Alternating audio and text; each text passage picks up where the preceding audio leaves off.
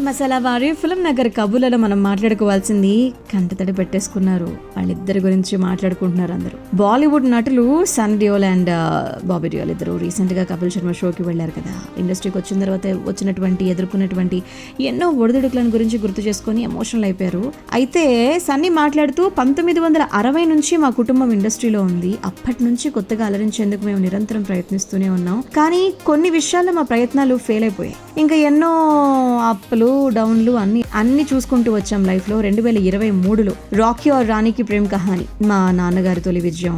ఆ తర్వాత గదర్ 2తో నేను ఆకట్టుకున్నాను. సంవత్సరం చివరిలో యానిమల్ తో బాబీ బ్లాక్ బస్టర్ సొంతం చేసుకోవటం. అన్నిటికంటే ముందు ప్రజలు మమ్మల్ని ఈ సంవత్సరం ఎంతో ఆదరించారు అని చెప్పి ఎమోషనల్ అయిపోయారు. ఆ విషయం ప్రస్తావిస్తూ ఉండగానే బాబీ కూడా మాట్లాడుతూ కంటతడి పెట్టేసుకుంటూ ప్రతి కుటుంబానికి ఒక సూపర్ మ్యాన్ ఉంటారు మా ఫ్యామిలీలో, అది మా సన్నీనే. మా నాన్న కూడా మమ్మల్ని ఫ్రెండ్స్ లా చూస్తారు, సలహాలు ఇస్తారు, కాబట్టే ఇదంతా జరుగుతుంది మా లైఫ్ లో అని చెప్పేసి తను కూడా చెప్పడం జరిగిందనమాట. ప్రస్తుతం యానిమల్ తర్వాత బాబీ సౌత్ ఇండియాలో బ్యాక్ టు బ్యాక్ సినిమాలు చేస్తున్నారు. బాలకృష్ణ గారు హీరోగా, బాబీ దర్శకత్వంలో NBK 109లో విలన్ గా కనిపించబోతున్నారు. సూర్య హీరోగా, శివగారు తెరకెక్కిస్తున్నటువంటి గంగువాలో కూడా ఆయన కీలక పాత్ర పోషిస్తున్నారు. నాగార్జున గారు హీరోగా రాబోతున్నటువంటి యాక్షన్ థ్రిల్లర్ లో కూడా విలన్ గా ఒక పవర్ఫుల్ పాత్రలో కనిపించబోతున్నారు.